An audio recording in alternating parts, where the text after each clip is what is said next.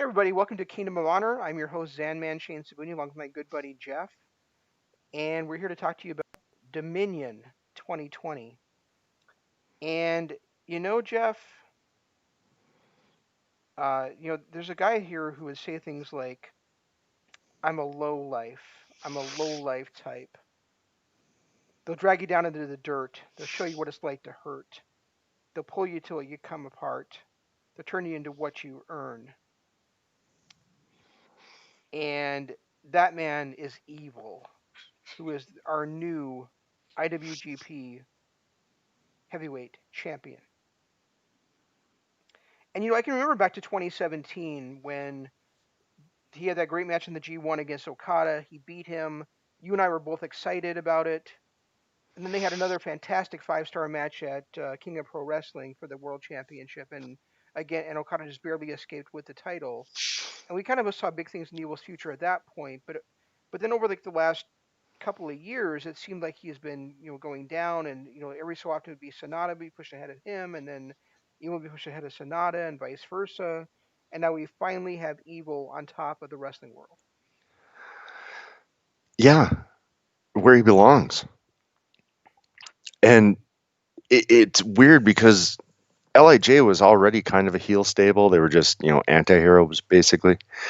But for him to cement a heel turn the way that he did by even attacking his most faithful follower was it was interesting to see. This was a whole new character for Evil. Like, literally everything he did, the way he looked, the way he dressed, his music, even the way that he conducted himself in the ring was so not the Evil we've come to know. Right, and I remember I texted you after I had watched the main event, or actually no, when I was starting to watch the main event, and I was like, "Wow, if you liked Evil's music before, Right. because this new music is just badass. His new look is badass. I love the ring gear personally too. I love that look. Unfortunately, I didn't think it was a great match between him and Naito, but I'm not going to blame Evil for that. I think Naito really looked like he was off his game. I thought he looked slow. I thought he looked sloppy. Um, I really, I don't know if this is because Naito's knees are really that bad, or if this is just like a surprise title switch, or what they're going to do here. But what I really like about this is that, for years and years, it seemed like there's like this level that guys have to be at to be the IWGP Heavyweight Champion, and Evil has just kind of blown all that out of the water. Right. And he got to that level quickly in a couple of weeks. Right. Like like I was saying last week, his progression through the tournament got him to that level. That is true, but I also feel like this has been building since I want to say Wrestle Kingdom 2018. And the reason Yeah. reason I reason I point to that is because that's the first time that we saw him doing the things that I kind of thought were cool, and you were kind of like, really, he's going to use the referee as his prop, and where he's kind of like been developing this heel style of his, where he would like grab the opponent's leg and give it to the referee, and then hit the magic killer, or he would put the chair around the guy's neck and hit it like a baseball. I mean, that's the kind of like heel stuff that you were kind of a little bit like, oh, that's just kind of BS, and I was starting to kind of dig. And then I just think that kind of like between him and Sonata, um, I kind of like, it wasn't that I didn't like Evil, it's because I always favored Sonata. So I was like, well, why is Sonata should be pushed so far above Evil? But then we saw how sloppy Sonata was against Evil, and I'm kind of like, Right. and I'm kind of like to the point where, this New Japan Cup and everything around it has really they really built big stars out of it. To me, I mean, right now to me, Sonata isn't my favorite wrestler in New Japan. Show is. Yeah. Show looked amazing. Yeah. And even his match against Shingo on in Dominion, he was not a loser there. No. He may not have won the title, but he came out on top because No. he definitely got over. Yeah, one guy got over, one guy went over. Yep, Yeah. absolutely. And the thing is though, I think he's going to need to drop down just a little bit now because who knows what they're going to do with the tag titles, but Yo is out until probably May of next year Right. with that knee injury because he tore his ACL, which typically takes 10 months to a year to repair for anybody who's not named John Cena. Um, Right. and And so we're probably looking at Best of the Super Juniors next year, the earliest that Yo will be back. And so I think we're probably going to get what I suggested just a week ago, Jeff, at Wrestle Kingdom. I think we're probably going to get Show challenging for the junior heavyweight title against Hiromu. I want to, they, speaking of Hiromu, I am really looking forward to see what he does against Evil. And it's only 4 days away too. Unfortunately, I really don't think they're gonna give him the title, and that's sad. But No, they're not, because they're not going to have Evil have the title for like 2 weeks. right, exactly, he's gonna hold it for a while because there's really nobody. Depending on Naito's injuries, I don't know if he's ready to go. Is there really anybody else that's a viable challenger to him? I Okada. mean, pretty much all. Well, yeah, but pretty much all the viable challengers are in Bullet Club. You know, You know? what I don't want to see is Okada or Naito win the title back from Evil, in the next couple of months. Um, I think this really opens the door for something that I've been saying we needed for years, which is somebody besides Okada, Naito, or Tanahashi in the final in um, the main event of Wrestle Kingdom. So Eh, I really like, and if it does happen that Okada wins the title, I hope that it's only one title he wins and not both of them. Because then at least we might see something like Okada against whoever the G1 winner is, and then get Evil defending the Intercontinental title against Sonata or something like that at Wrestle Kingdom. well, the thing was that Naito said he wanted to split the belts and he wanted to defend them both. Like this would have been a good way to do that. He could have had a tune-up match for the Intercontinental title, um, you know, on Friday night, and then faced Evil on Saturday night. Yep. And Kevin Kelly had mentioned it during the match that that's what he wanted to do. He was even willing to wrestle 2 times on one show to make it happen. Right. And then another thing is that Hiromu came out and said, "I don't need to challenge you for both titles. If you're scared, only put up one of them." Yep. And so they've had now multiple chances to split these titles again, but it just seems like they're going to continue with somebody winning double gold. Yeah. I guess I I don't know how long they're going to do it for, but that was I assumed that once they did it, they were going to split them eventually. But if they're not going to, then why even keep both belts? Right. Why not just consolidate them the way they did the Grand Championship in TNA or Impact? You know.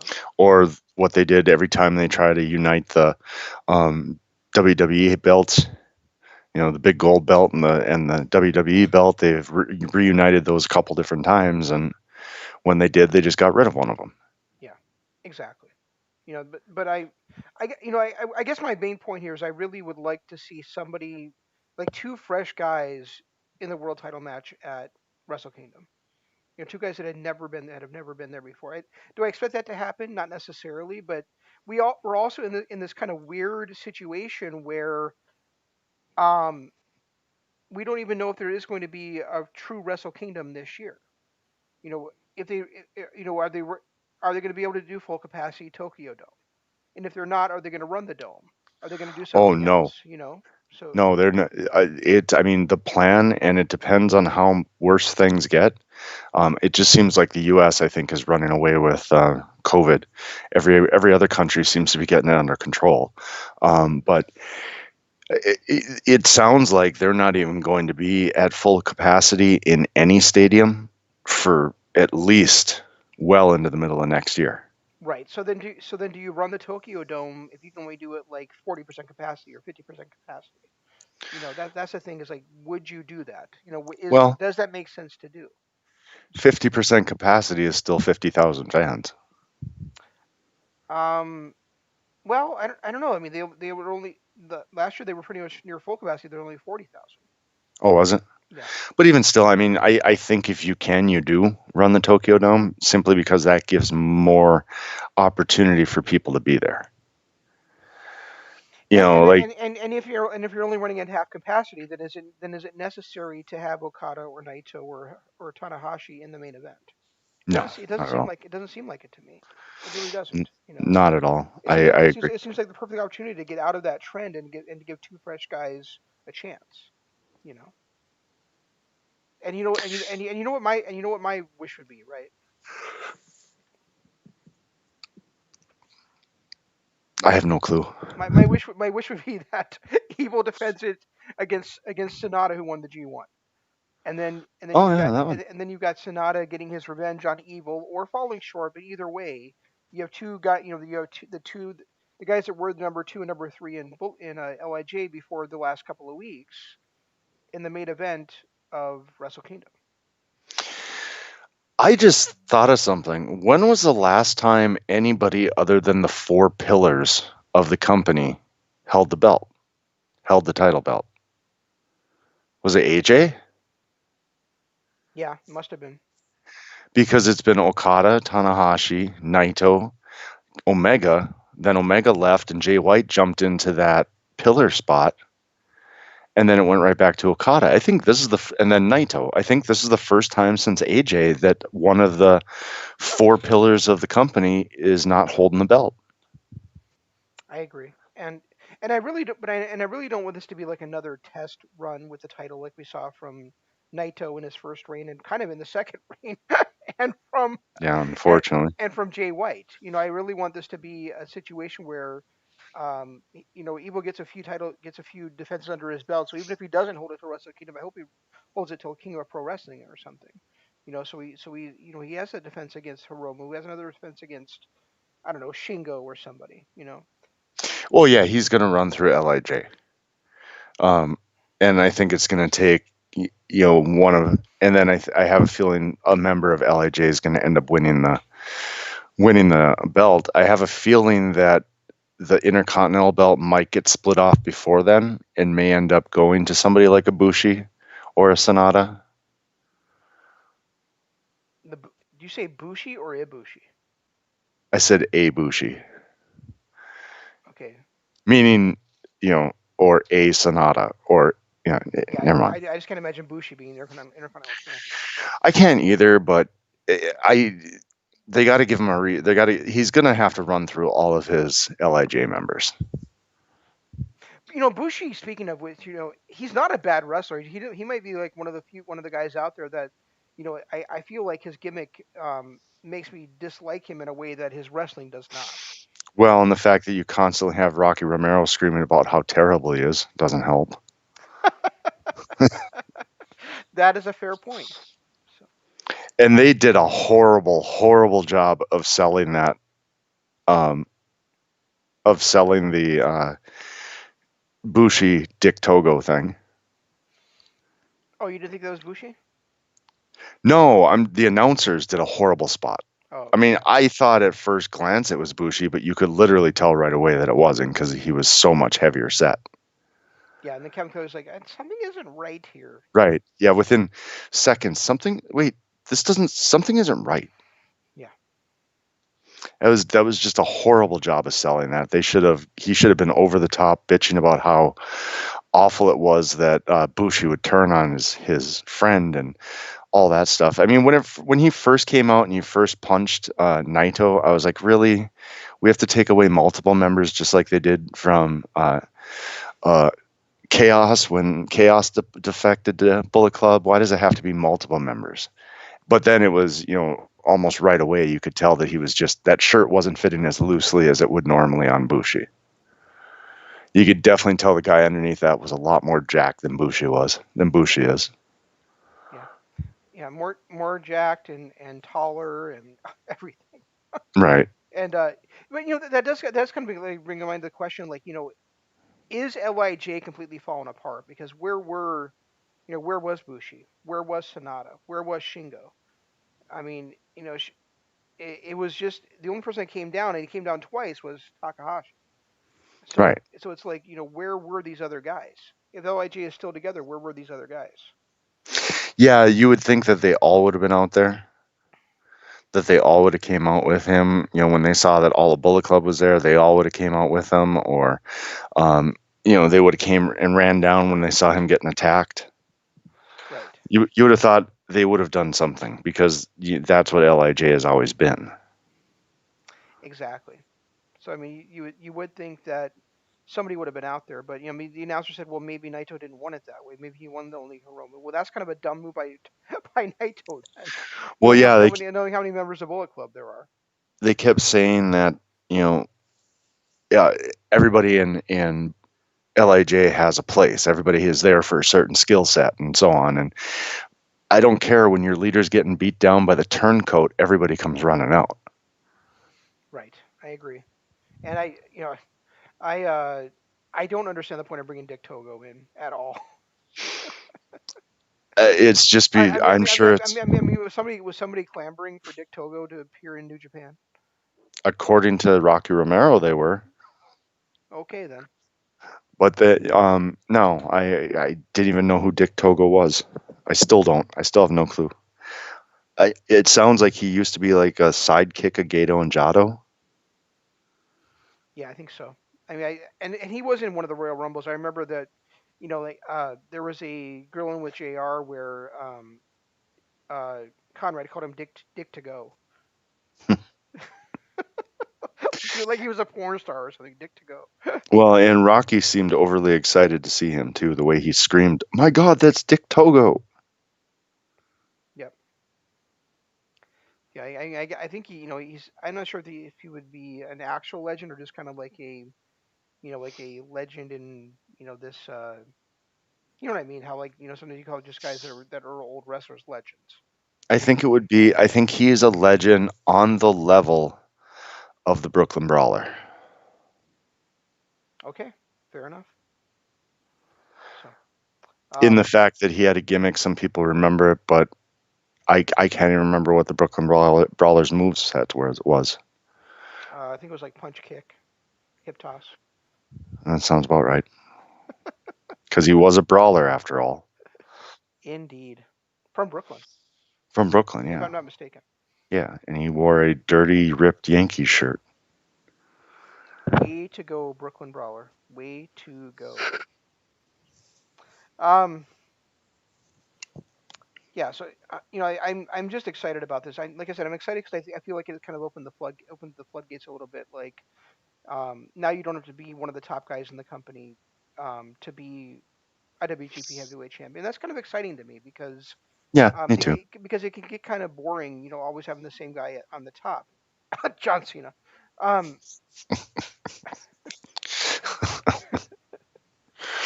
and we saw Okada hold the title for 24 months and then lose it for about 6 and then win the title back and hold it for another 8 months or whatever it was. Well, yeah, and then I mean, we So got a fresh face, and he left the company. Then we got another fresh face, and they didn't even let him have a defense.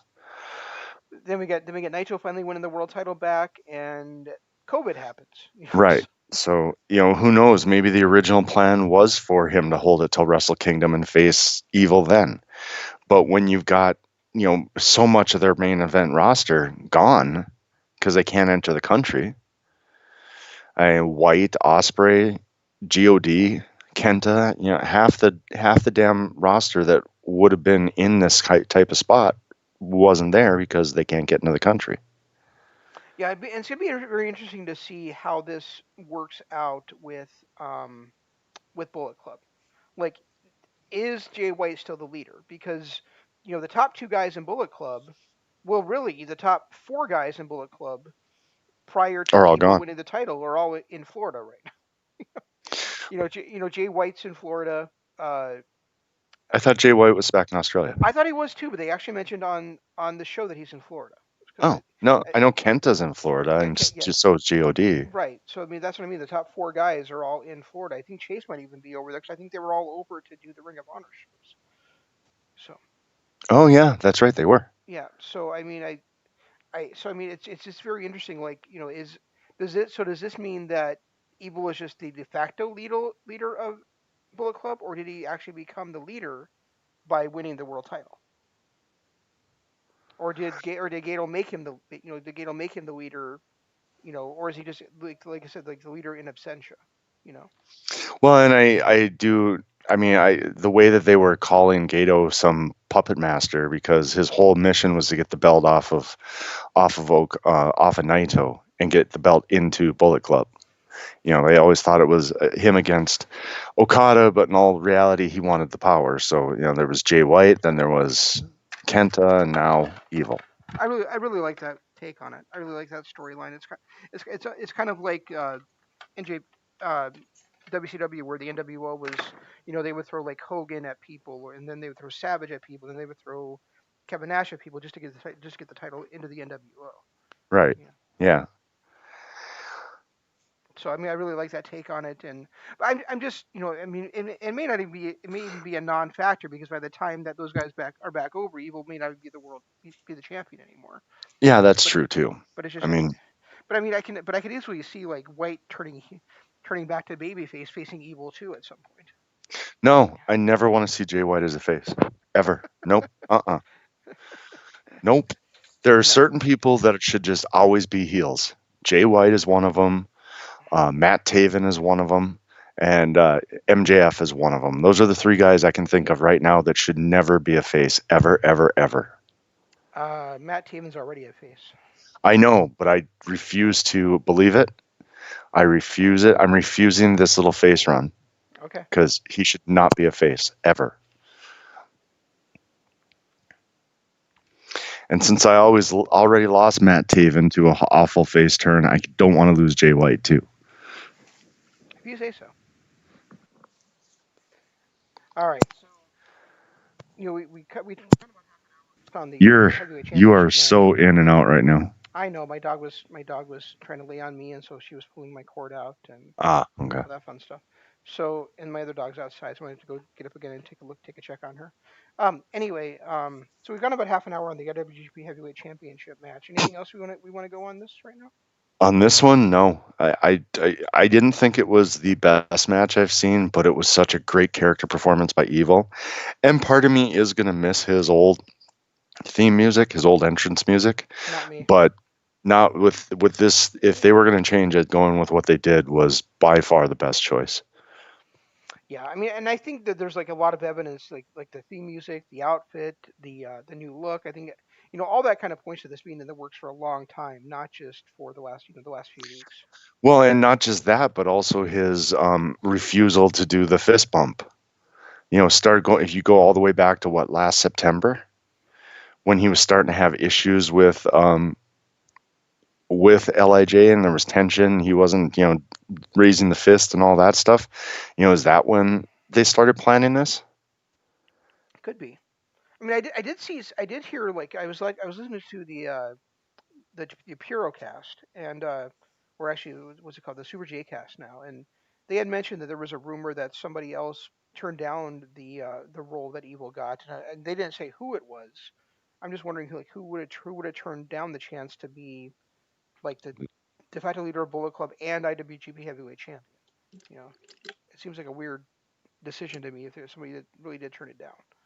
I can't see anything, but this is the kind of long-term booking that I wish other companies would employ. This is what makes Gato such a genius, because he sets these seeds all the way back last June, July, August, when Evil was starting to kind of drift away from Lij, but not totally going away, and then he'd be a teammate, and then he wouldn't. So these seeds of his turn were actually seeded a year ago. Right. And not every seed that he plants is going to bear fruit, but the ones that do really reward you as a longtime viewer. Exactly, and there's something about Gato that and it's the same thing with the Jay White turn on Okada. You knew it was going to happen. I mean, Jay White was a heel in chaos, but the way that they planted those seeds for months and months and months about him wanting to face Okada, and wanting to, doesn't understand why stablemates can't face each other. While he's saying that, Will Ospreay is challenging Okada because they're just I think it's a New Beginning match or whatever, when the junior heavyweight battles the heavyweight. Yeah, at the anniversary show. Yeah. So there was a lot of little seeds being planted with Jay White, and then and it just, when you look back at everything that's happened with Evil over the last year, you saw those little seeds being planted a year ago. And Yeah, they grew into a point where they took a guy who was an action figure and made him into a superstar. yeah, he can get rid of that sickle now. He can get rid of that ring now. Now he's Ministry Undertaker in a great way. Yeah. Yeah, he's an upgraded version of Ministry Undertaker. Yeah, exactly. Um, yeah, and the thing the one thing they mentioned, the announcers mentioned when we were watching the English version of Dominion is that maybe Evil was really the mole all along. Maybe there never was a mole in Chaos. Chaos. It was always in LIJ, and maybe that's the case. But I think the big suspicion was that the mole was going to end up being Yoshihashi. And I just gonna want to take a quick second to think of to talk about Yoshihashi here briefly, just because I mentioned shows. I mentioned Yo's knee injury, but Yoshihashi's is actually even worse than Sho's is. So or than Yo's is. I said Show twice now, but Yoshihashi, it's the rumor is that his is actually career threatening. Oh, really? And and he may have wrestled his last match. Um, and it's too bad. Yeah, he's not a very exciting wrestler, but he's one of those guys that anytime they tap his shoulder, he goes out there and has a 4 or 5 star match. So Yeah, he's very talented. He's just one of those guys that you respect his talent, but I never really got behind. right, and it didn't get behind him, and he's really not anybody you could really. Yeah, he's not anybody I would ever like really be a fan of, um, but damned if he didn't always put on a great match. So. Exactly. Yeah, he really was good. Yeah, I'm sorry to hear that about him, and if he, I hope he's able to come back at some point and at least do something because, last year when he did make that comeback, the fans were really behind him. He seemed like he got off to a hot start in New Japan Cup, and then everything has kind of fizzled out for him yet again. So, but I do hope that his career is not over. If not, I'm sure they'll find a place for him somewhere in the New Japan dojos. Oh yeah. Yeah. Um, World Tag Team Title match, Jeff. What you think? Um I loved it and hated it. There was a lot of things that didn't make sense. Like why Zack Sabre was allowed to tackle Coda and then hold him in a sleeper hold for that long when he wasn't the legal man. Hmm. Little things like that. But all in all, it was a fun match, a good story that they told, and they looked incredibly dangerous. Agreed. I thought it was an absolutely outstanding tag match. My big problem with it though was similar to yours in that, like for the last 5 minutes, Red Shoes didn't count, didn't admonish them, didn't do anything when it was Dangerous Tekka in there alone against Hiroshi Tanahashi. Right. He did absolutely nothing to make it back into a tag match. It was just a 2-on-1 beatdown. Tana couldn't do anything. Ibushi had been knocked out with a steel glove, and yet Red Shoes just let them keep on beating on Tanahashi without doing anything to stop it. And then he counted the three, which I thought was um, really kind of shitty and really took me out of the story. Yeah, and that's what I had issues with too. It just and to be honest, it happened two nights in a row with Red Shoes too. Again, in the Evil matches, where Evil hits his finisher, and instead of diving down to start the count, he stands there, he stares at everybody, throws his arms in the air like, what? And then goes for the count. Yeah, actually, you mentioned that with Evil, and I forgot to mention that for the world title match. So I'm just going to backtrack a little bit to that too. Is when he made that 3 count for the world title, he did it so slowly, especially that Yep. third count. Then he kind of stood up and like kind of shook his head, and I'm like, and that even made it even more surreal than Evil winning the title was just that Red Shoe's reaction, like, okay, so did he win the title? Because it looked like it. It looked like it happened, but the referee doesn't even seem to believe it. You know? Yeah, it just and he did it the night before when Evil beat Okada too. Yeah. He like as soon as Evil hit everything is evil gets him in the pinfall. Red Shoes just kind of stands there and stares at him. Then he goes down and he does a really slow 3 count. Right. Like he didn't believe that that was supposed to be the ending, Yeah. or I didn't understand that, but it seemed really out of place. It did, and it was really odd, and and it was kind of head scratching.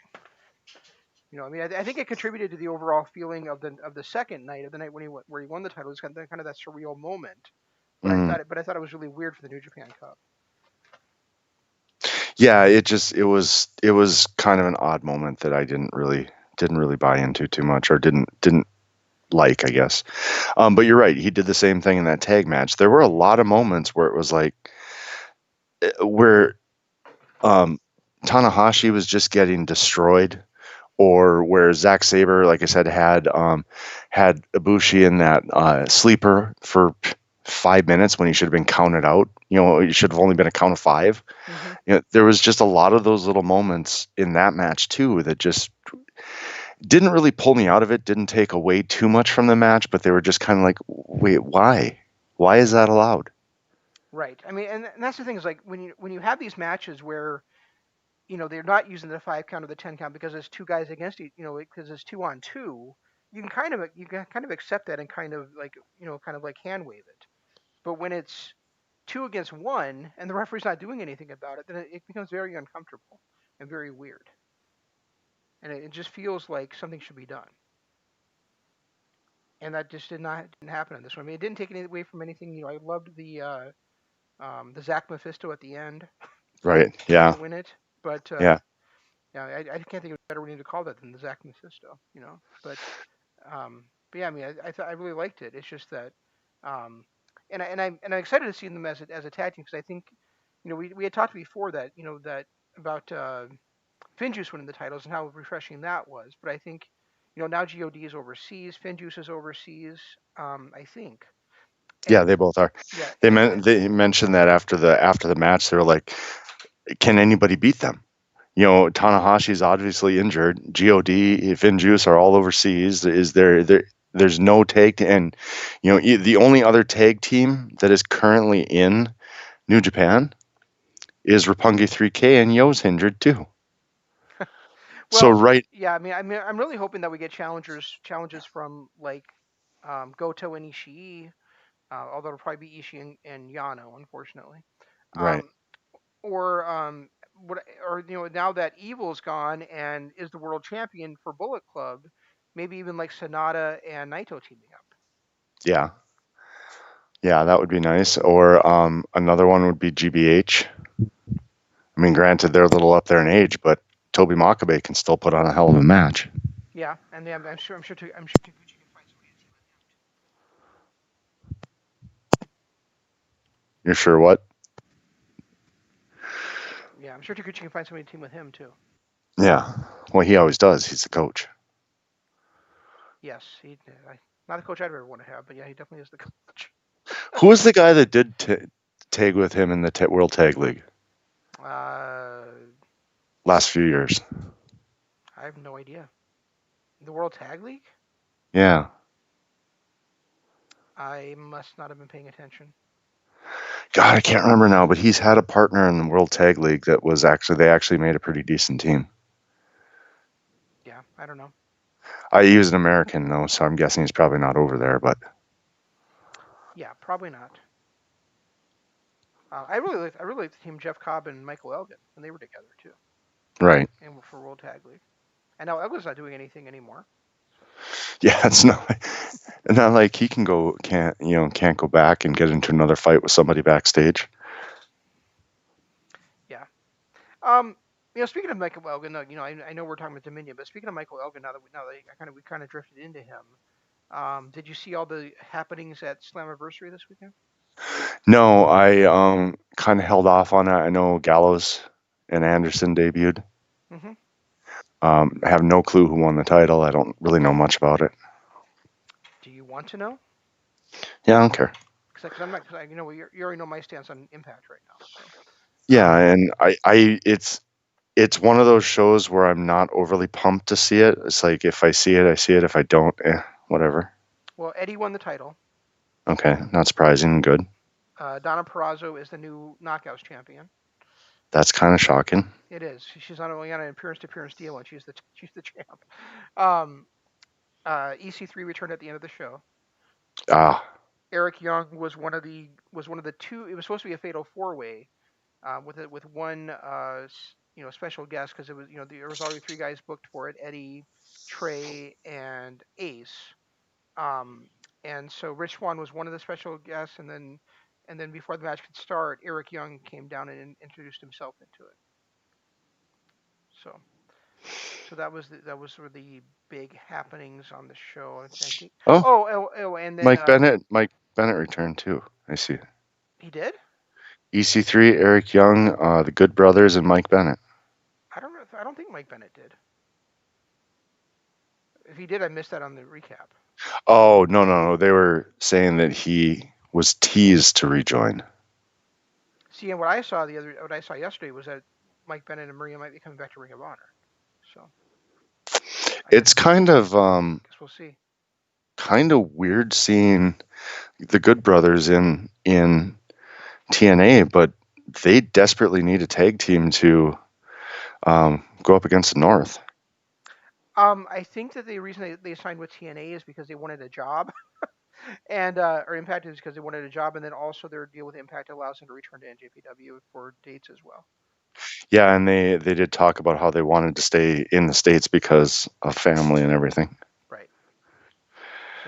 So, um, and then the also the result was that what's his face Chris Bay is the new X Division champion. And Alex Shelley and Chris Sabin Oh, that's right. were on the show That's right. Motor City Machine Guns returned as well. against Wentz and Dez. Wow, they're doing kind of what I've wanted them to do is actually add some younger talent and get away from all the ECW guys, and they really did it. I'm not sure that we consider Saban and Shelley to be younger talent. No, but yeah, I guess fresher talent. Yeah, that's true. They're fresher, but still, I'm still pissed off at their stance on Elgin and uh, Dave Christ. Dave Christ. So I'm like I said, unless something actually comes out that says Elgin was told there was zero tolerance, then they can go fuck themselves as far as I'm concerned. So It's nice that Chris Bay took it away from Mr. Personality, Willie Mack. yeah, but you're not a big fan of Chris Bay either. I don't know enough about Chris Bay. Okay. I've only seen him maybe twice. I thought his music really did not fit him. Um, but other than that, I really didn't know much about him. And then the other result that I can remember off the top of my head is that, and maybe it's the only other result on the card, who the hell knows, is the Smiley Kylie won the women's gauntlet to become the number one contender for the title. I'm actually kind of shocked that they took the belt off Grace so quickly. Yeah, it is surprising, isn't it? And for somebody who just showed up. Yep. And it was a 5-way elimination match instead of a 4-way. I thought that, No, I just told you okay. that. I just told you Yeah, I know, but so. I thought for some reason Rich Swann it was replaced by Eric Young because I knew it was only supposed to be a 4-way. Oh, yeah, no. But apparently, but I guess like Young and Swan will be feuding now, and Eddie will be, who knows? Who knows what Eddie will be doing? He'll be being Eddie, probably. I don't really see Trey as should have been in this match. He just doesn't seem like the kind of guy that should have been in a world title match. Well, he was he and he and Ace were the last two guys in the number one contender tournament before everything fell apart with Tessa Bitchard. Yeah, Tessa and Michael Elgin. Yeah, but I mean Tessa was the one that refused to do her job. Right. Yeah, that's true. I mean, I can't blame the company for their stance on Tessa, other than just blaming them for putting the world title on their first damn place. So True. Very true. anyway, Not going to disagree with that. um, we touched on it briefly earlier, but getting back to the NJPW show, I really dug Show versus Shingo again. Yeah, it's phenomenal. And I really liked the result at the end too, where Shingo got the victory, but then he couldn't even celebrate much because he got interrupted by Despy. And now we're getting that title. We're getting that match is coming Sunday too. Um, Despy challenging El Desperado challenging Shingo Takagi for the Never Openweight Championship. It's another guy that I just never would have ever thought would be in that position. It's almost like now that Shingo's the champion, they're just running juniors after him.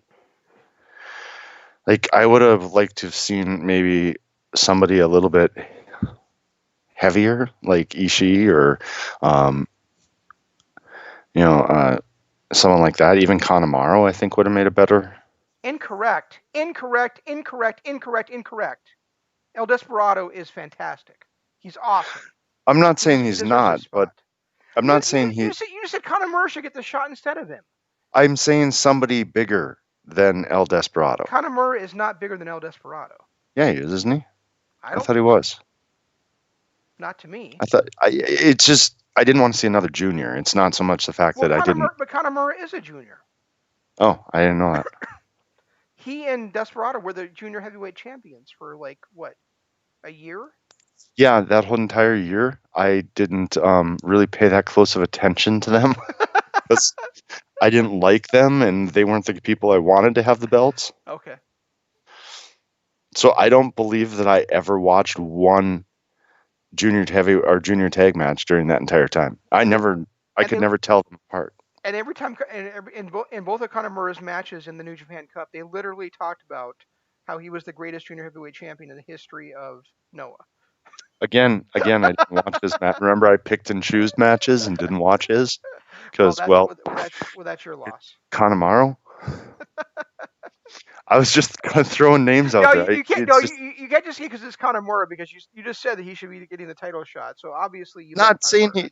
No, I don't. I don't know anything about him. What I was doing was saying that I'd like to see somebody other than a junior battle Shingo. I want to see him actually work against bigger guys now that he's holding this title, not working against juniors. And El Desperado, I know is a junior. Show's a junior. I don't want to see him just working against juniors. I want to see him actually working against some of the bigger guys that have held it before. Like I'd love to see him against Ishii. See, I love the fact that they're actually making it a true open weight championship, so that not only heavyweights are challenging for it. But no heavyweight has challenged for it either. It's only a second defense. Yeah, so give it to a heavyweight now, and then a junior next time. No, Desperado's perfect. Yeah, we'll see. He's the perfect challenger for the spot. Um, Again, like I said, I don't know anything about those two. Kanemaru and Desperado, I have absolutely no clue. The only time I've ever really seen them is recently in six-man tag matches. Otherwise, if they're in a singles match on a card, it's one of those that I'm like, oh, don't need to see this one. you actually never watched any of the junior heavyweight tag team title matches in the entire reign? Are you kidding The me? tag team belts, no, because I didn't. They were really facing anybody. They faced Yo and Show quite a bit, and Yo and Show is one of your favorite teams ever. I'm trying to think. This was what 2017 too. 2018, 2019, something like that. It was before we started doing our show again, wasn't it? What? Yeah, I think it might have been before. Yeah, it was before we started doing our show again. Yeah. Okay, then that's why I didn't see it because I didn't watch New Japan for that year or so. I mean, the only time I watched New Japan before that was the one-offs where I'd see something on YouTube or, some of the stuff that you gave me to watch. Okay. But I didn't have the app until we came back and started doing the show in what, September of 18. Okay. Well, I guess I can consider forgiving you for that then. So no, I didn't see a single one of their matches because when I'm looking up matches, I was always looking up my favorites. I was looking up the Bucks and Omega. I was looking up Okada. I'd watch those on YouTube. So it's not like I was searching for the junior heavyweights. Well, this is weird. I could swear that I saw that Yoshihashi might have to retire from that knee injury, but he's actually on the card for this coming show. Literally just read on the latest news report that hit today that it is career threatening. The 38-year-old might never wrestle again. Okay, so I wonder who's going to be filling in for him in that match then, because it's currently booked to be Sho, Yoshihashi, and Hiroki Goto defending against, or not defending, but facing Bushi, Sanada, and Tetsuya Naito. Yeah, that was probably just a scheduled event that changed because of the Or that they hadn't changed. They probably released that card, and they're not really looking so much at the bottom of the card. They're looking at the top to see where they need to go. Yeah. And then speaking of the top of the card, we already mentioned that Shingo's defending the title against Desperado, which you think is a bad idea, and you're an idiot for thinking. I And don't think speaking it's a no. I mean, I'd love to see it. I just don't want to see it turn into, because that was always the thing that bugged me when Goto had it. When Goto had the belt, juniors were not allowed, basically not allowed to challenge him. It was it was him and Taichi exchanging it back and forth and back and forth and back and forth. And it wasn't. It was so long until Ospreay got it before we actually saw somebody that was a junior even challenge for it. hmm And now I don't want to see it just be juniors that are challenging for it. I see what you're saying, but I just think that if you're I just don't I guess I don't necessarily put Desperado definitely is a junior, but I think considering how much he's been rising up in the company and how the great that match was he just had against Ishii, I don't mind him being in that spot. You know, Yeah, that was a good match. um, and then but then the other match on there, we mentioned that match. We mentioned uh, Evil's defending against Hiromu Takahashi, but also Yujiro Takahashi is in a one-on-one match against Kazuchika Okada. Please tell me that's not true. Okay, I could tell you that, but I'd be lying. Why couldn't they have just moved to Japan and lived there permanently? All the top stars. Why did they have to be living elsewhere? I So do we not know. wouldn't have to see that. I mean, I like Takahashi's character. I love his whole little 80s pimp, like he's a Doctor of Style slick type character. And he does have some talent in the ring, but Okada, really? Yeah, that's a pretty good reaction. It just no. Well, if you think about it, really the three guys that are over there in Bullet Club right now are Evil, Ishimori, and Takahashi. And we just saw Ishimori take on Okada. We just saw Evil take on Okada, so it kind of has to be Takahashi in this one. But why does it have to be a Bullet Club member? Why couldn't it be one of the Because other he want because 47 because factions? he wants revenge against Bullet Club for costing him the New Japan Cup. Oh, we're not going with that tired storyline, are we? Tired. It just happened. It's a tired storyline. Oh, I need revenge against the C team of this faction that cost me the a chance at the title, Well, it was the C team that cost him the chance at the title. It wasn't the A team because the A team wasn't over there. or the B team for that matter isn't over there either. We literally have the Bullet Club C team. Yes. And then the other member of Bullet Club, Taiji Ishimori, is facing Yuya Uemura in the opening match on the card. Actually, that'll be a pretty good one. It really will be, absolutely. Um, or it's Uemura, isn't it? I always pronounce it It's Uemura, Uemura. but it's Yeah, Uemura. that I'm actually looking forward to. That's going to be a good match. And then of course you have your usual eight and 10-man tags. But yeah, I mean Right. those are the big matches from that show. I think I'm actually the main event because I just like Takahashi, and I want to see how he kind of goes after. Is he going to go after Evil like he did against Ishii? Because if he is, that's going to be a hell of a match. And that Umanora, whatever his name is, um, match just has got greatness written all over it. Yeah, yeah. I could probably sleep through the Tokyo Pimp versus the Rainmaker, though. Yeah, but I just want to I just want to let you know about the big matches that are happening, and that by definition it's a big match just because Okada's in it. You know, and it's a singles match on a New Japan show, which you don't get all the time. So If that somehow turns into like a 4 or 5 star match, does that officially make Okada the greatest in the world? the greatest in the world or the greatest of all time? Well, Jericho's the GOAT. But if he can pull a 4 to 5 star match out of Takahashi, I might be able to call him the greatest in the world, greatest of all time. Now I need to watch that just so I I can mean, and see. there's people that there's people that would argue that anyway. But I mean, I'm not. But I still, and I probably have Okada in my top five. But I mean, I still would say, but I do think Okada sometimes like only wrestles to the occasion. Right. And I would still put Kenny and Will and Zach and Bray Phoenix ahead of him, in my personal opinion. So Yeah, as current, wrestlers as the best wrestlers in the world right now, absolutely. yeah, I mean, Um, but I mean, the list is short that are better than Okada. So very short, and none of them have had the run that Okada had. I mean, Okada basically dominated the decade. right, and that's the thing with Okada is there's also some bias there. Like, okay, I've seen you a lot, and I kind of don't want to see you as much as I have seen you. So maybe I'm gonna underrate you a little bit.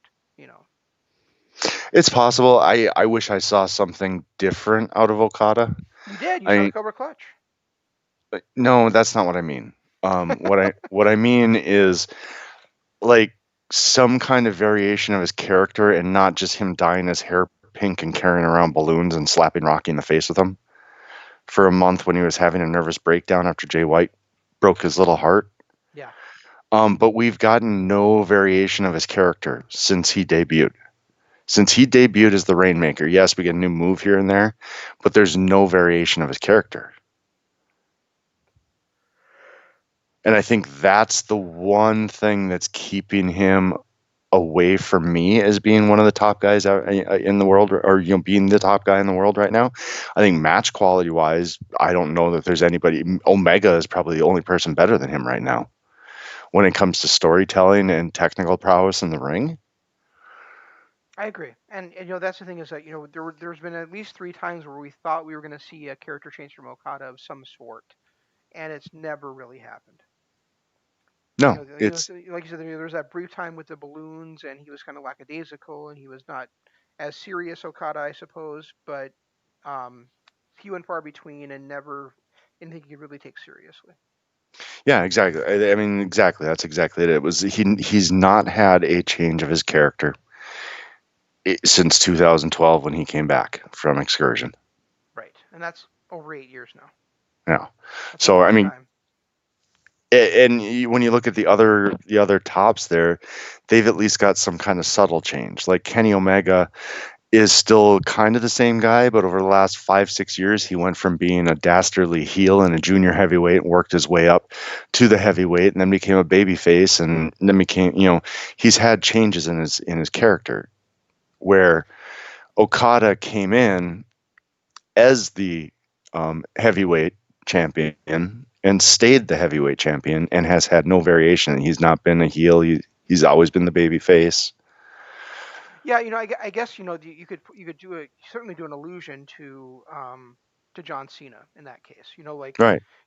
because for so many years we want to see a character change from John Cena, and he never really did it for I would say the first 11 years that he was from when he won his first world title in 2005, and he changed his character really quickly after that.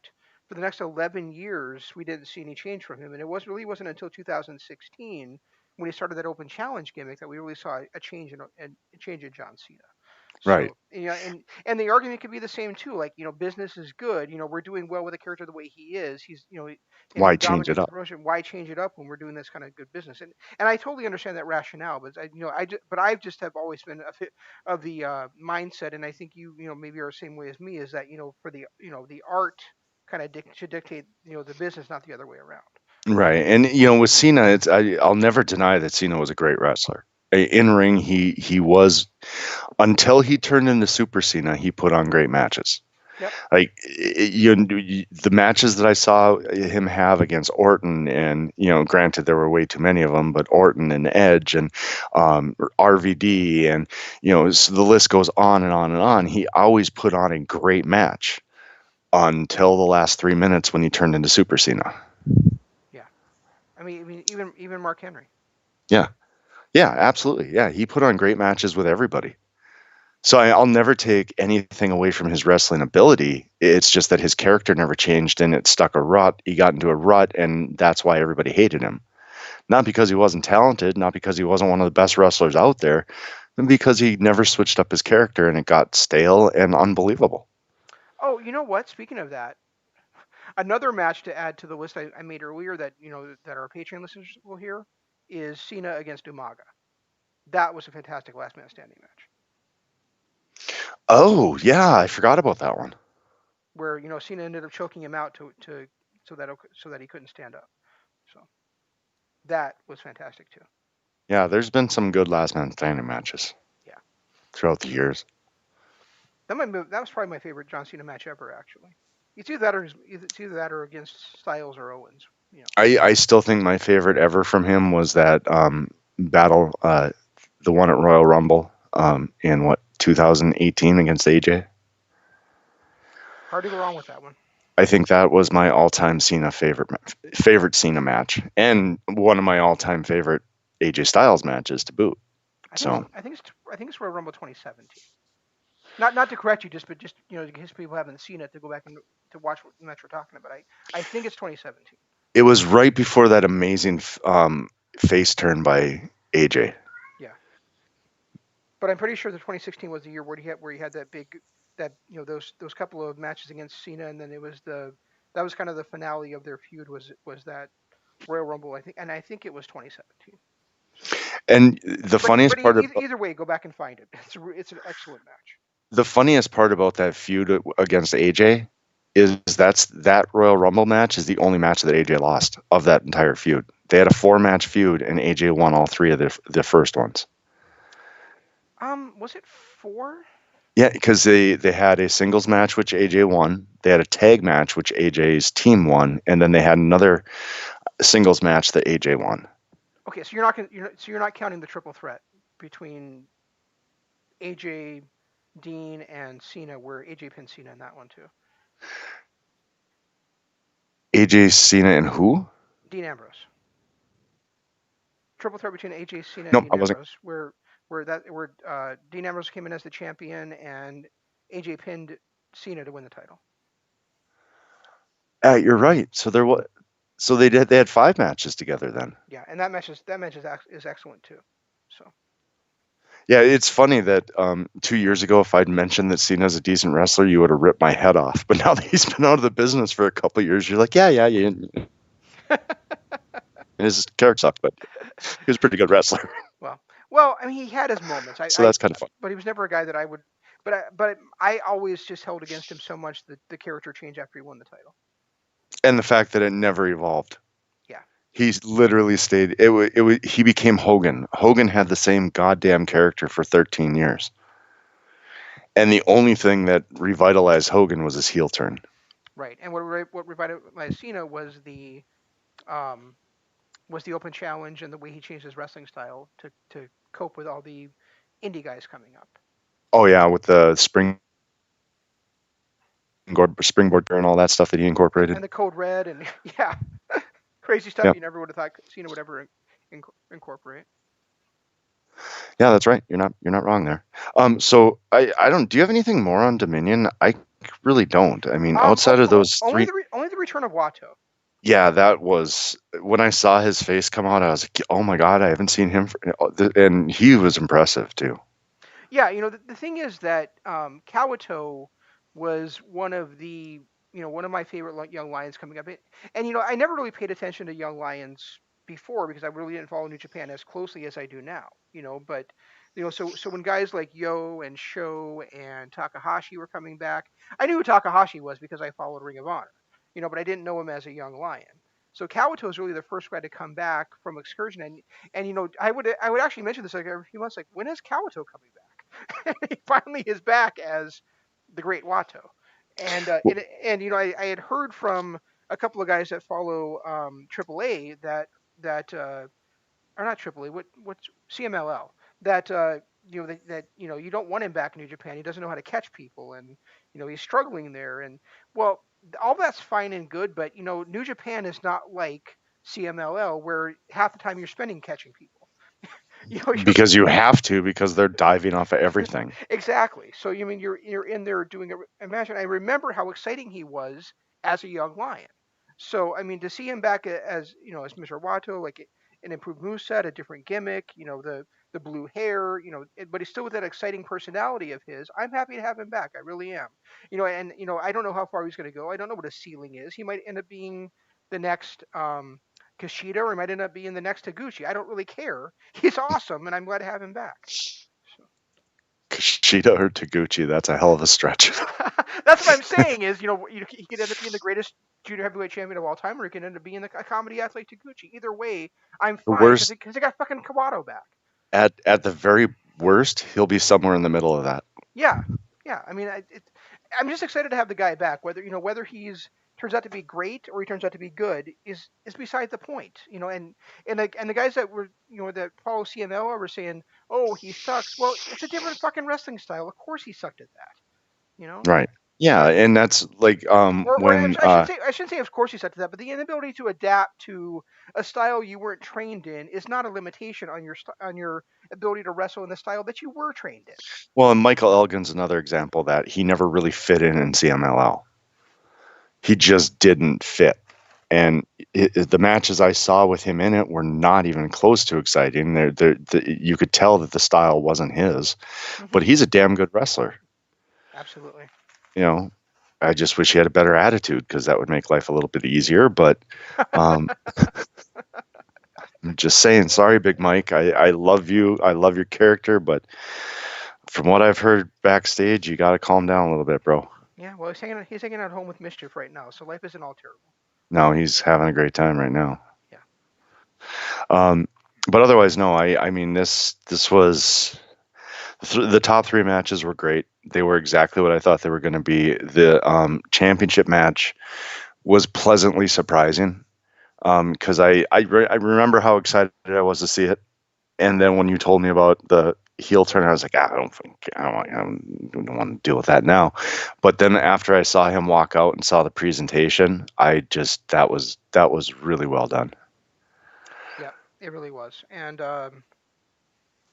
yeah, and there wasn't. I mean, the other stuff on the card was fine. I mean, there was nothing on this card I didn't like. I did not like. It's just that and it's nice to see Gabriel Kidd as kind of you were already high on Gabriel Kidd, but I tell you what, like seeing him wrestle is one thing, but also that he has the drive to keep his training going in the regular New Japan dojo instead of just kind of resting on his laurels and being like, well, my school's closed down. I guess I can't do anything. I mean, that really shows some drive and determination to be wrestling over there against those guys.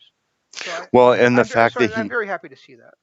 the fact that he came in already an established wrestler in Great Britain and literally said, "I want to be in Japan now. I'll forget everything I've ever known. You start me from scratch." Yep. And he was able to do it. And Kojima is another guy who I was happy to see. That kid's got some talent. Kojima, Satoshi Kojima, the kid. he's a kid. He's still a kid. No, he's not. He's a Hey. legend. He's a former world champion. Oh no, not Kojima. Oh jeez, no, that's not who I was thinking. Uemura, is that you're talking about? Yeah, that's who I saw. I was looking at the wrong name when I said it. Speaking of the New Japan American Dojo, did you know that there is a graduate from there now? There is? Yeah, Who? Carl Fredericks has graduated. Really? Yeah. So So where are we gonna get to see him soon then?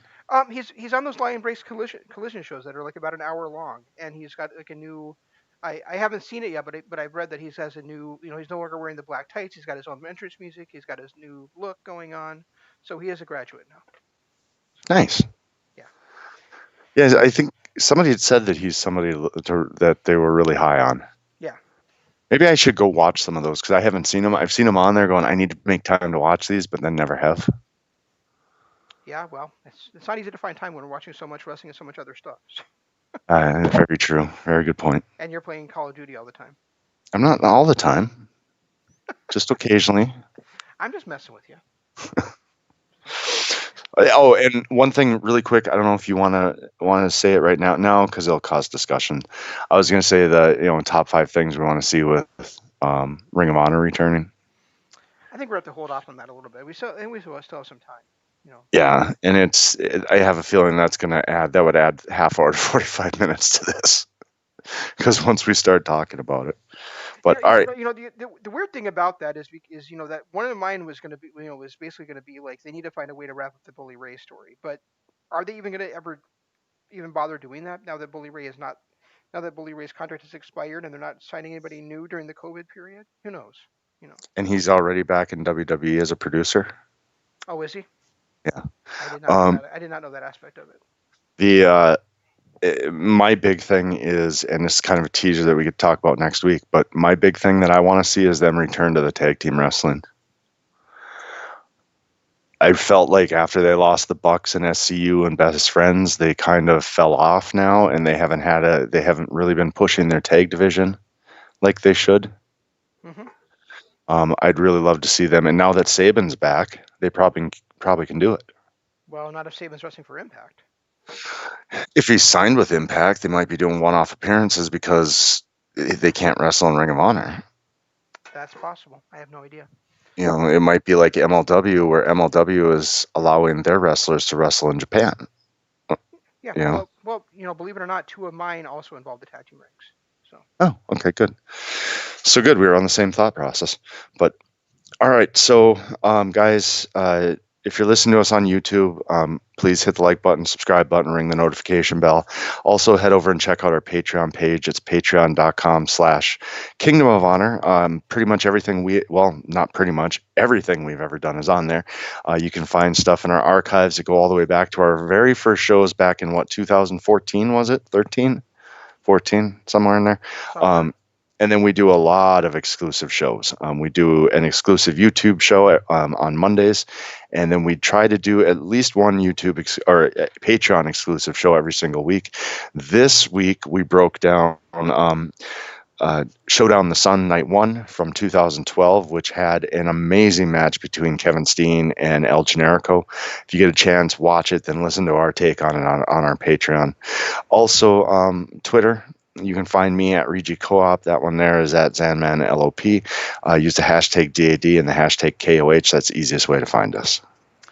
Yeah, speaking of DAD, there's not going to be one this week. I have plans going on tomorrow night, so I will not be seeing Dynamite.